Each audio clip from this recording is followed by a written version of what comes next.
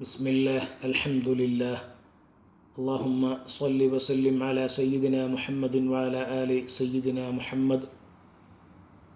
മുത്തുനബിയുടെ മേൽ സ്വലാത്ത് ചൊല്ലുമ്പോൾ അതിൻ്റെ കൂടെ സലാമും ചൊല്ലൽ പ്രത്യേകം സുന്നത്താണ്. അതുപോലെ സ്വലാത്ത് ചെല്ലേണ്ടത് എങ്ങനെയാണ് ഇമാം നവവി റഹ്മത്തുള്ളാഹി അലൈഹി വിശദീകരിക്കുന്നു അൽ അദ്കാറിൽ.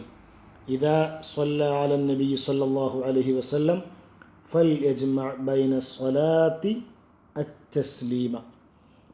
എന്ത് ചെയ്യണം? നബി സല്ലല്ലാഹു അലൈഹി വസല്ലമ തങ്ങളുടെ മേൽ ആരെങ്കിലും സ്വലാത്ത് ചെല്ലുകയാണെങ്കിൽ അതിൻ്റെ കൂടെ സലാമും ചെല്ലട്ടെ. അപ്പോൾ സ്വലാത്തും സലാമും കൂടെ ആക്കൽ പ്രത്യേകം സുന്നത്താണ്. സ്വല്ലല്ലാഹു അലാ മുഹമ്മദ് സ്വല്ലല്ലാഹു അലൈഹി വസല്ലം. അപ്പോൾ വളരെ സിമ്പിളായ നമ്മുടെ സ്വലാത്തിൽ എന്തുണ്ട്? സലാമുണ്ട്. സ്വല്ലല്ലാഹു അലാ മുഹമ്മദ്, അവിടെ സ്വലാത്തുണ്ട്. സ്വല്ലല്ലാഹു അലൈഹി വസല്ലം, രണ്ടാമത്തെ ആ വചനത്തിൽ വസല്ലം. വസല്ലം എന്നുള്ളത് എന്താണ്? മുത്തുനബിയുടെ മേൽ സലാം ചെല്ലുകയാണ്.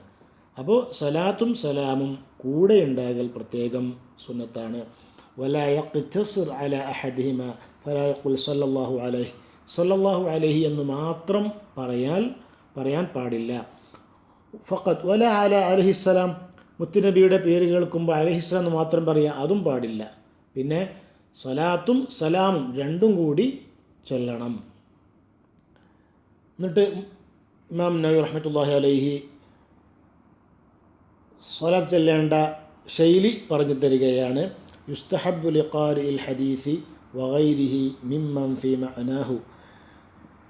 ഖുർആൻ ഹദീസ് പാരായണം ചെയ്യുമ്പോൾ, അതല്ലെങ്കിൽ അത്തരം മജ്ലിസുകളിലൊക്കെ, ഇദാ ദുക്കിറ റസൂലുള്ളാഹി സ്വല്ലല്ലാഹു അലൈഹി വസല്ലം, നബി സല്ലല്ലാഹു അലൈഹി വസല്ലമ തങ്ങളെ ഒരു മജ്ലിസിൽ പറയപ്പെട്ട് കഴിഞ്ഞാൽ അൻ യർഫഅ സൗതഹു.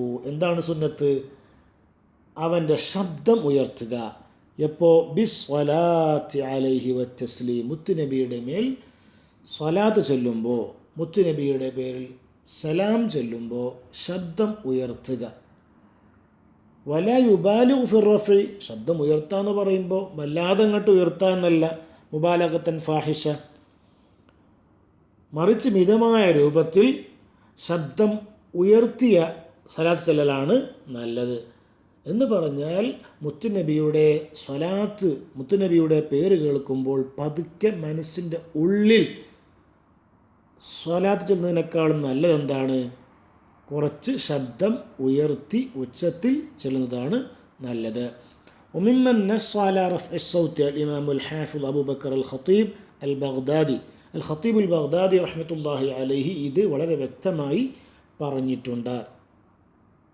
അതുപോലെ യുസ്തഹബ്ബു അൻ യുർഫഅ സൗതുഹു ബിസ്സലാത്തി അലാ റസൂലില്ലാഹി സ്വല്ലല്ലാഹു അലൈഹി വസല്ലമ ഫി തൽബിയത്തി. ചില പണ്ഡിതന്മാർ പറഞ്ഞിട്ടുണ്ടെന്ന് തൽബിയത്ത് ഉറക്കെ ചെല്ലണമെന്നാണല്ലോ, അതിലാർക്കും അഭിപ്രായ വ്യത്യാസമില്ല. അപ്പോൾ ഒരുപാട് മഹാന്മാർ പറഞ്ഞിട്ടുണ്ട് തൽബിയത്തിൻ്റെ കൂടെ സ്വലാത്ത് ചൊല്ലുമ്പോൾ ആ സ്വലാത്ത് കൂടി ഉറക്കെ തന്നെയാണ് ചൊല്ലേണ്ടത് എന്ന് പലരും പറഞ്ഞിട്ടുണ്ട്. ചുരുക്കി പറയുകയാണെങ്കിൽ സ്വലാത്ത് അത് മനസ്സുകൊണ്ട് പറയുന്നതിനേക്കാളും നല്ലത് ശബ്ദം ഉയർത്തി പറയുന്നതാണ്. അല്ലാഹു റബ്ബ് സുബ്ഹാനഹു വ തആല നമുക്ക് ധാരാളം സ്വലാത്തിലെ തൗഫീഖ് ചെയ്യുമാറാകട്ടെ. ആമീൻ.